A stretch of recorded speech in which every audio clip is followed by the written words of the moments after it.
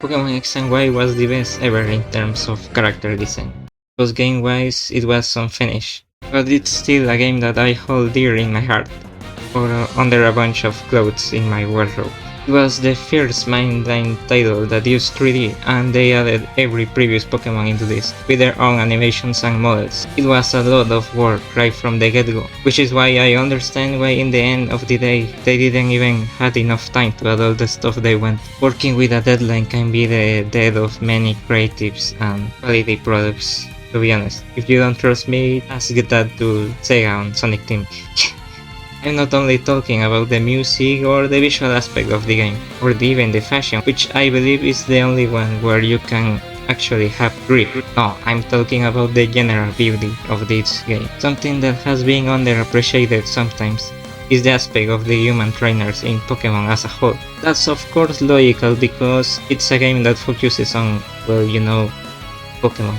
Still, humans do have their fans. Just look at me, my favorites are Rika, Annabelle, Hexmanic, Warden May, Briar, a lot, yeah, I have a lot.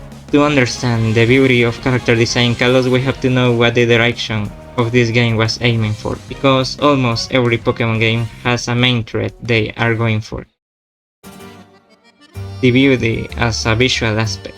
In the following interview with Hironobu Yoshida and Junichi Masuda, done by Nintendolife, we can understand what they were aiming for. The look and feel of Kalos is inspired by frames.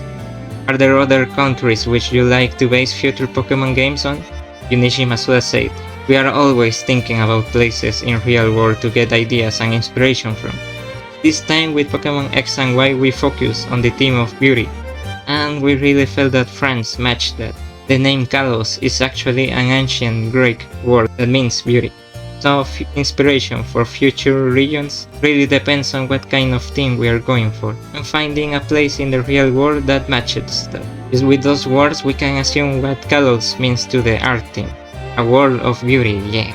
Not for nothing, the champion of this region is a sparkly fashion model that also has a Pokemon with a fabulous dress. And in the opposite side we have Team Flare, where the leader is also one of the most dripped out villains in the series. They wanted to show France as a really beautiful place with a bunch of beauty, be it in its architecture and living beings, because we not only see dazzling humans, but also Pokemon that would look great with their outfit, for real. Furfrou, an elegant dog whose different appearances show and elevate those status.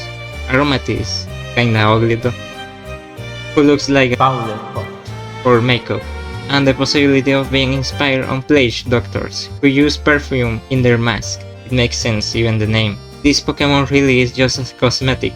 Imagine that all your life is based on just buying someone else's cosmetic too. So sad. We have a butterfly with so many patterns used in other countries or celebrations, and we don't know that in real life whenever we go outside to touch some grass. We focus on how beautiful a butterfly wings can be. It's no surprise the amount of pink Pokemon in this region, like the new Eve and the singular Pokemon DNC. They are both pink and showcase pretty well that elegant and glamorous side of this region. The list is so big because we have so many elegant creatures to choose from. It makes me so happy. It feels as if this was the last Pokédex that had an identity. Well, not really, because Sun and Moon, they do have the Ultra Beast. Maybe Sun and Moon was the last one? Yeah, perhaps. You know, with all the folklore of fairy tales and Celtic traditions, it makes sense that the fairy tale was introduced in this generation. Elegance everywhere in its culture. We don't have to go that far from the city to notice this. The numerous restaurants with stars, that the bigger number of stars, the better reward you get and more luxurious the treatment it is. Let's not forget that the NPCs that you see here are so full of elegance, like the absolutely beautiful waitress or the wise looking old man from Monopoly. Body frames in this game can depict so much personality sometimes. This man here looks kind, while the woman here looks refined. Have you seen the model with her shopping bag? Yeah, that design stands out to me because it's all about a cold expression, the beauty as a theme, and her slender frame as a model, so it mixes everything well. It contrasts well with other NPCs that aim to look cooler, but thanks to their fashion, it can complement each other so well, like the rangers. The beret and sweater like uniforms add so much to the characters and makes them look unique, compared to the rangers of other regions. It's not only in the characters, but say thematic it's found in the places we go through, making this region a joy to explore. The sundial from Anistar City. It makes for a really dazzling attraction, as it's literally a big chunk of crystal, and pink, it again. This color symbolizes renewal in Japan, like watching the natural beauty of sakura petals. Okay. Now that I think about this, isn't this place quite touristic? Like so many places based on the real friends as well. The place of our fierce mega battle. The Tower of Mastery, wrapped by the gentle waves of the sea. It clearly takes its inspiration from the actual Mount Saint-Michel in Normandy, a Romanic stone fortified architecture that hugs the Gothic design of it, just like the one in the game. The round Romanic arch that we see detailed in the 3D model and in the front, there are about 3 of them. The rose window and the pointy tops that all aim for the skies. In that time they used to think that the higher the church, the better it was against other religious constructions. It was like a competition, a challenge to see who had it bigger and taller.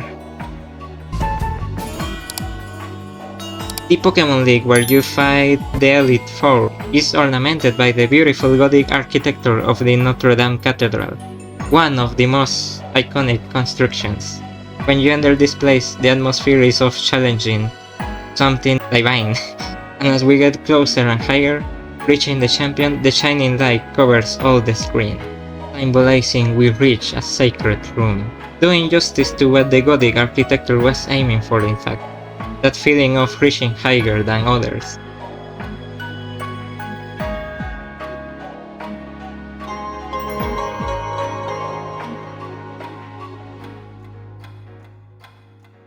Sadly, this version lost all of their Romanic touches because, well, of course the version that takes inspiration from is the one that we recognize the best, the one restored by Eugene Violet Leduc, one of the fathers of restoration but also one of the most egocentric dudes out there in history.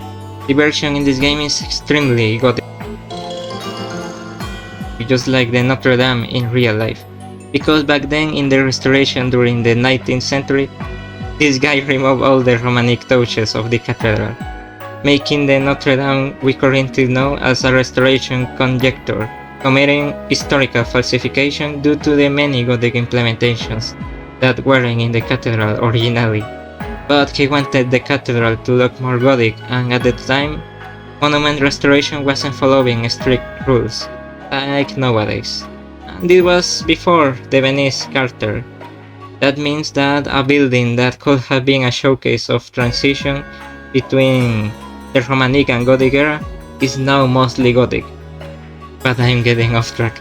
The point is, this Pokémon League is Gothic and divine in its own right. They clearly nailed it, and of course the character design here of the Elite Four does its best at telling you what background of France each one of them come from. Drasna so kind and caring, taking inspiration of the south part of France, because Draski and Cologne dragons are part of the southern France tradition, and also represented the Celtic folklore of the country, more specifically Occitania, or whatever it's pronounced because I don't know French. Seabold, maybe referencing the Mediterranean cuisine and maritime history of the south of the country.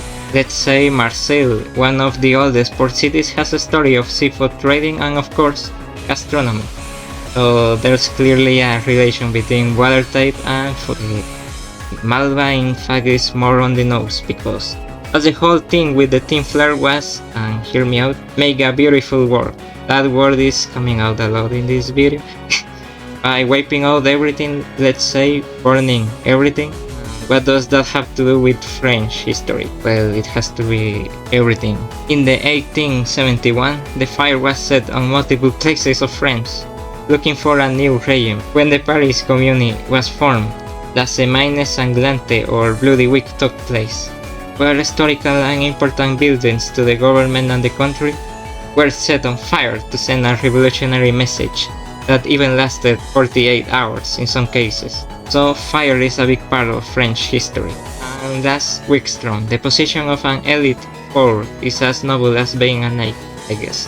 A chevalier, serving the cause of honor and courage. His armor has some gothic touches as well, following a plate armor sort of look. I will not ignore the elephant in the room, of course. The luminous tower that is clearly based on the Eiffel Tokyo Tower from Japan. Just kidding, don't kill me, French people, please. It's all about the NPCs. The art of the NPCs in this entry is superb. It's all thanks to the artistic work of Yosuke Homura, Hironobu Yoshida, and Megumi Mitsutsani, and Ken Sugimori, the art director of the characters of the franchise for some time, who gave them their characteristic art style. We have seen some of the best character designs, but let's not forget about the one that is the most popular in this game, and that's for a good reason. X-Maniac, the spider motif, the so unique expression that makes her stand out more than usual. That and the funny fact that she sells Momo Milk, which gives her some sort of gab moe, makes her come out as one of the best designs in this entry. Also charismatic for that ghost story as well, and having a perfect silhouette that is easy to tell apart thanks to the messy ghostly hair. Yeah, so it's a really recognizable character. The fashion in this game is part of the beauty they wanted to convey. It's not a coincidence that we had summarized so many characters that in fact do know how to dress. The rangers, the champions, the villain, the elite for some other NPCs. Alexa, that's funny because the sister Viola is a messy girl while Alexa is always ready for the cameras. It's like a contrast between character design. Well, anyway, that's all for today. Yeah, I hope you subscribe and like. Commenting also helps this video to pop in others' feed. I'm sorry, I still don't know how to end the video. Follow me on Blue Sky for art and support me at Patreon, yeah. Thanks to Ao, Abolition Breed, Alderian, Unknown Sea, Silver Zero, Die Game Playa, Mindless Reader, G-Man, and Element Intervention for supporting me at Patreon, yeah. I'm really happy and grateful, yeah. I love you, but yeah. No.